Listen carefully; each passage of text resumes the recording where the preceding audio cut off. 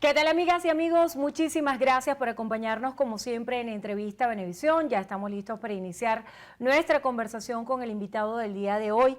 Él es Rodolfo Sanz, diputado ante la Asamblea Nacional, vicepresidente de la Comisión de Energía y Petróleo. Gracias por estar con nosotros en Entrevista Venevisión. Gracias a ti, Indira, por la invitación.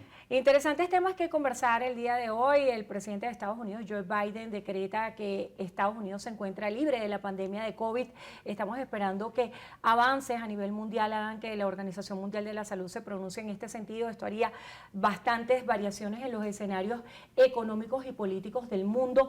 Y hablando de precisamente de la economía de Venezuela, recientemente estuvo el secretario general de la OPEP en nuestro país y es muy interesante conocer qué avances hay en materia petrolera para nosotros, aún en medio de las sanciones. Bueno, yo creo que se ha hecho un gran esfuerzo por la recuperación de la producción de petróleo y la recuperación de la refinería. Recuerda que el bloqueo ha sido un factor determinante tanto en la caída de la producción como en el deterioro de las instalaciones de la refinería. Y con mucho esfuerzo, ¿no?, produciendo piezas en nuestra industria nacional.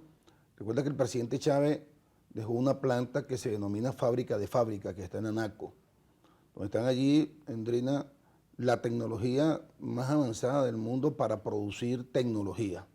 Y se ha utilizado en la elaboración de piezas para la recuperación de las refinerías, también lo que se requiere para la producción de crudo. El tema es que el bloqueo sigue pesando mucho en la exportación.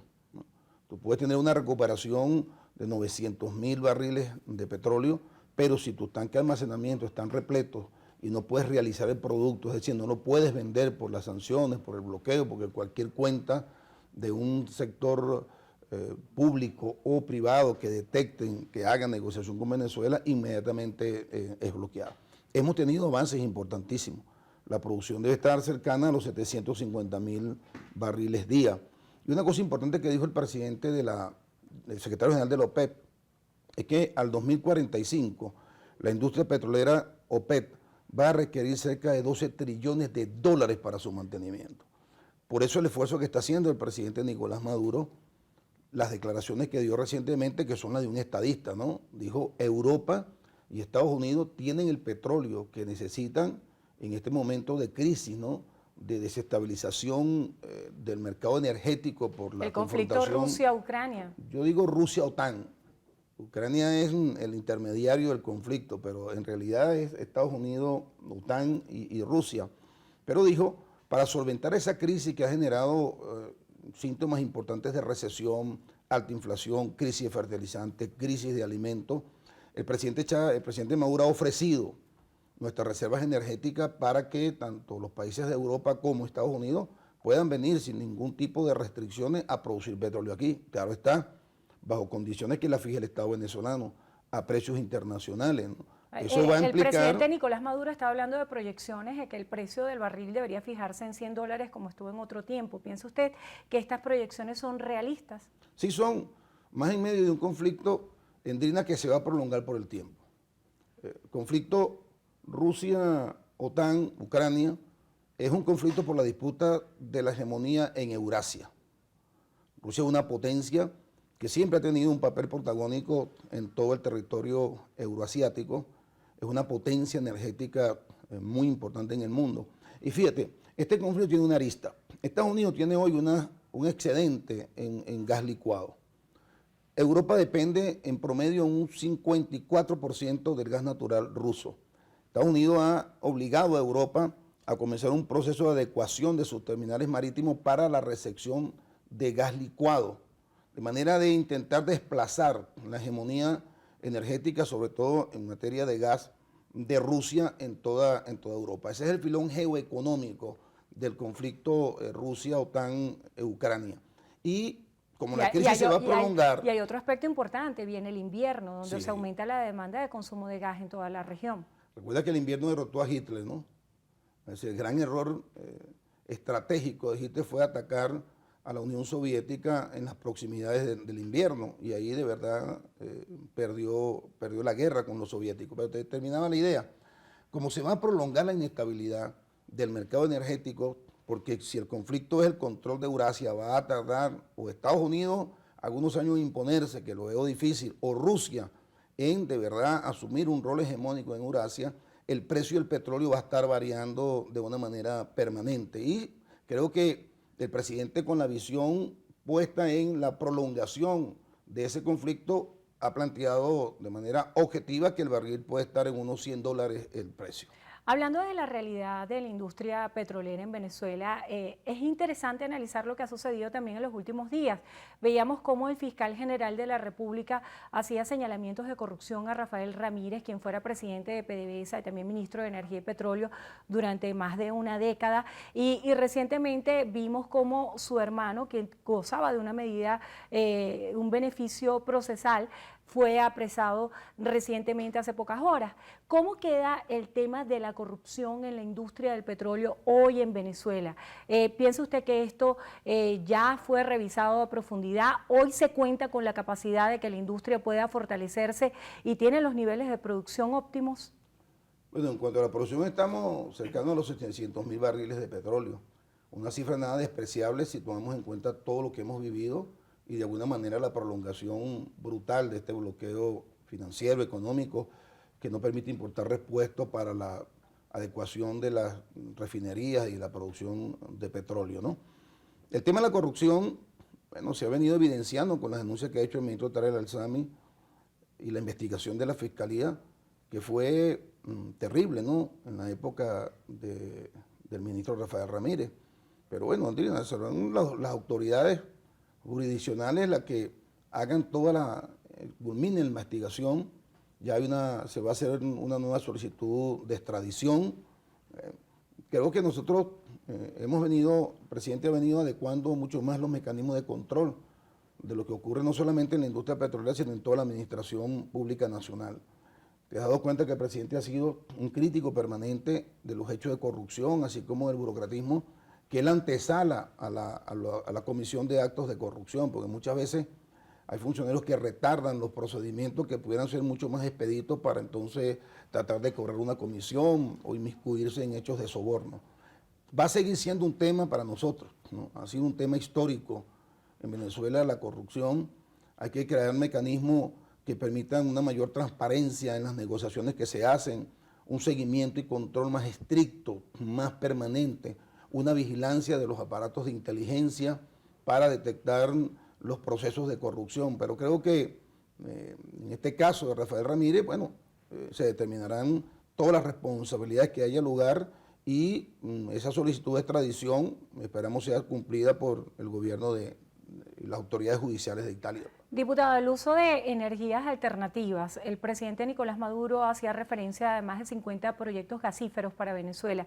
Quiero que nos hable acerca de eso y qué ha pasado con el desarrollo del arco minero, que de alguna manera fue una respuesta económica cuando se vio la encrucijada de tener que triangular en los mercados internacionales el petróleo.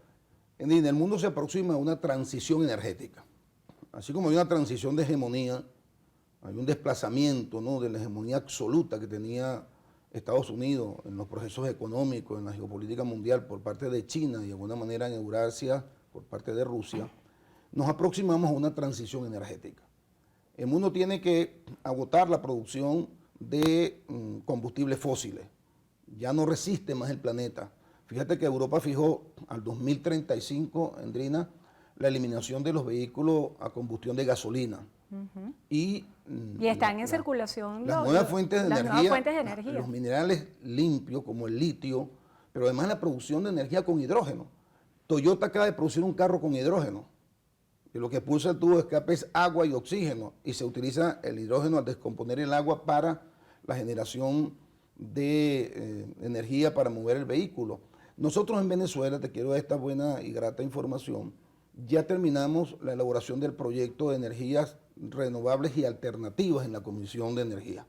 Va a salir a discusión, se va a someter a la aprobación en primera discusión en este periodo legislativo que iniciamos nosotros el próximo día de mañana, martes, para que la sociedad venezolana comience a discutir ese tema.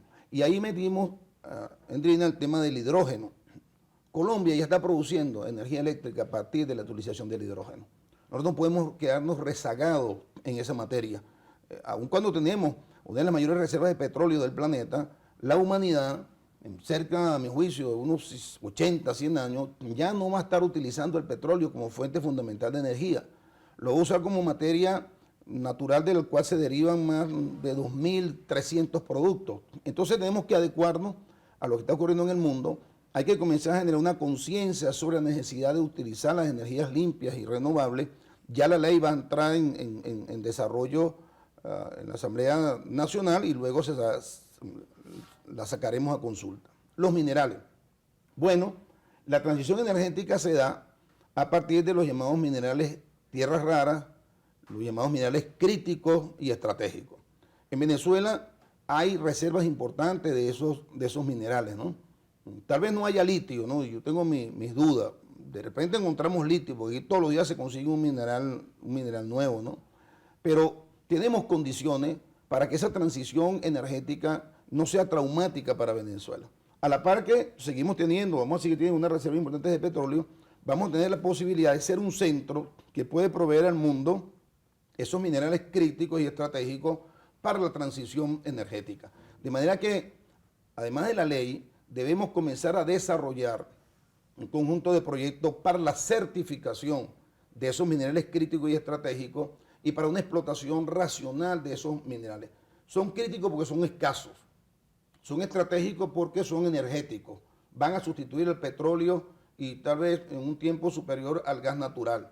De manera que Venezuela tiene todas las condiciones y a Dios gracias, Endrina, te lo comentaba fuera de cámara, hay orden en la zona del arco minero. Quiero que me hable acerca de eso, porque la anarquía siempre parecía ser el leitmotiv cuando se hacía referencia a lo que sucedía en el arco minero. ¿Cómo está hoy esa zona que de alguna manera se ofreció al país cuando se vendió el proyecto del arco minero como una solución y una respuesta a la crisis económica que vivimos los venezolanos?